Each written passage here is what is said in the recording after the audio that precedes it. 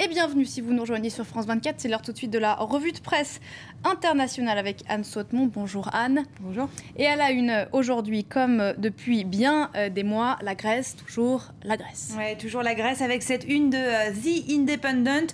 Le monde se prépare à une sortie de l'euro de la Grèce. The Independent rappelle qu'hier, les marchés boursiers européens ont plongé après l'échec des négociations, encore une fois, pour tenter de former un gouvernement. À l'intérieur du journal, une tribune intéressante, celle d'un économiste. Elle est signée Dominique Lawson et il s'étonne qu'on ne soit pas mieux préparé à cette éventualité. Le destin de l'euro était écrit, dit-il. Cela fait 2 ans qu'on en parle de cette fameuse sortie possible de la Grèce de l'euro. Alors pourquoi les marchés réagissent-ils si fort? Ce que dit Dominique Lawson, c'est que de toute manière, il aurait fallu que la sortie d'un pays de la zone euro soit prévue en fait dès l'instauration de cette zone euro.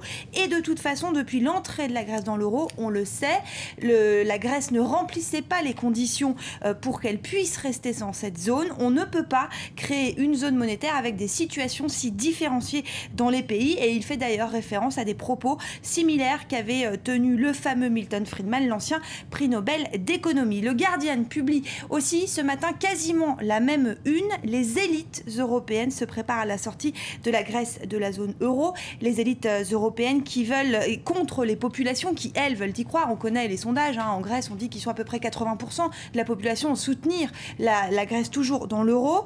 Alors, le scénario est tellement envisagé que le Guardian publie à l'intérieur de ses pages l'interview, l'avis de 3 économistes en cas de sortie effective de la Grèce. Comment ça va se passer? Alors, premier scénario noir, le plus pessimiste, chute du système bancaire grec, explosion du coût des importations. La monnaie pourrait passer, écrit cet expert, d'1 € à 300 drachmes à 1 € à 1000 drachmes, peut-être, mais plus, avec au final une sortie carrément de l'Union européenne. Deuxième scénario, un petit peu moins noir, on pourrait parler d'un scénario gris.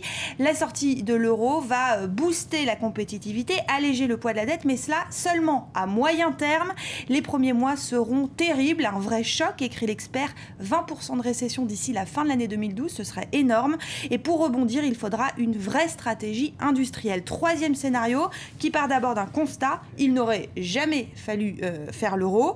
En sortant, les Grecs retrouveraient une compétitivité grâce à la dévaluation.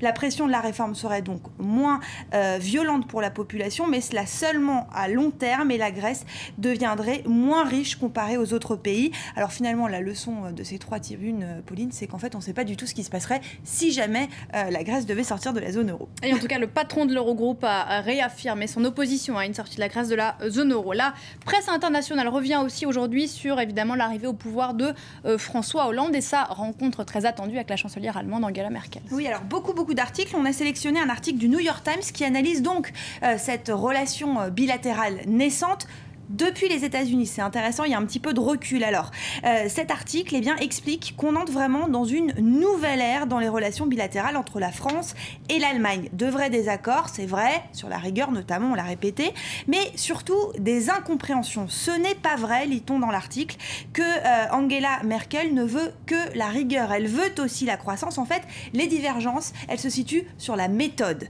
Et puis, le contexte aussi est en train de changer. On en a beaucoup parlé ces derniers jours avec l'échec électorale avant-hier d'Angela Merkel, cette crise en Grèce et puis surtout l'arrivée de François Hollande. La chancelière allemande le sait, elle n'a pas intérêt à s'isoler dans l'Europe. Le compromis semble une bonne option.